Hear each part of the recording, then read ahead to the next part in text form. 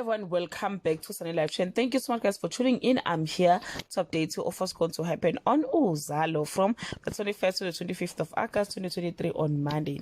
Mbata sends good driver on a mission that is almost disrupted by Mzwezwe. Sbu takes Hlelo out to celebrate her role in his progress. Nyao offers his protection service to Njinji on Tuesday. Njinji suspects there is a war looming on her doorstep. Hlelo is up to no good again, while Madonga refuses to believe in Mbata again on Wednesday. Njinji connects with Nomaswazi and Sibonelo despite their business disagreement. Kapsile misses her family, while Hlelo gives NJ a test of Umjolo reality. Madonga starts believing in Shaman's Mbata, while Nyawo proves his incompetence to Njinji on Thursday. Nyawo makes headway on the hijack investigation. Hlelo has MJ fighting over Sbu.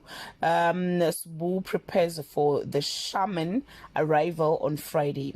Hlelo's affections are more harmful than she thinks. Njeza's fuck hate does not fool everyone. Sibonelo and Nomaswazi cannot hide from the new landlady of Kwamashu.